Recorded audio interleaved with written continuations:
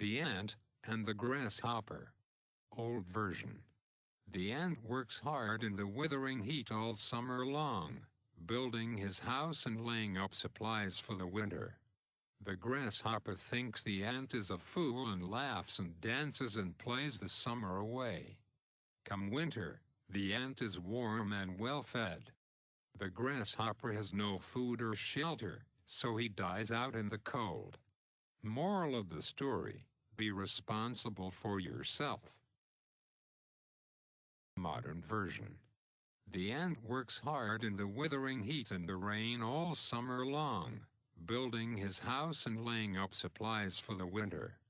The grasshopper thinks the ant is a fool and laughs and dances and plays the summer away. Come winter, the shivering grasshopper calls a press conference and demands to know why the ant should be allowed to be warm and well-fed while he is cold and starving.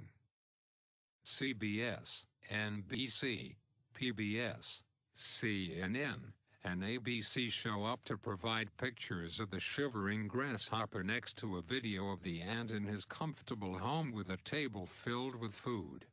America is stunned by the sharp contrast. How can this be? That in a country of such wealth, this poor grasshopper is allowed to suffer so? Kermit the Frog appears on Oprah with the grasshopper and everybody cries when they sing, "It's not easy being green." Acorn stages a demonstration in front of the ant's house where the news stations filmed the group singing "We Shall Overcome." Then Reverend Jeremiah Wright has the group kneel down to pray for the grasshopper's sake. President Obama condemns the ant and blames President Bush, President Reagan, Christopher Columbus, and the Pope for the grasshopper's plight.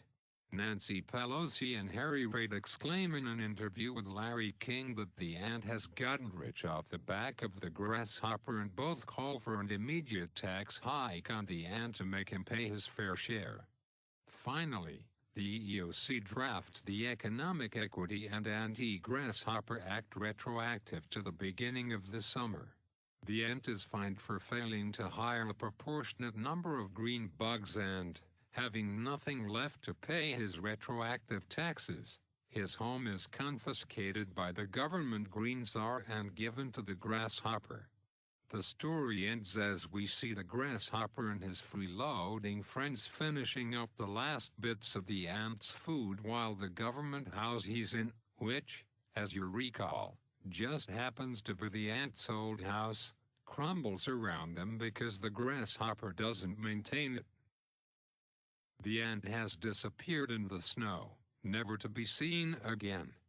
The grasshopper is found dead in a drug-related incident, and the house, now abandoned, is taken over by a gang of spiders who terrorize and ramshackle the once prosperous and peaceful neighborhood.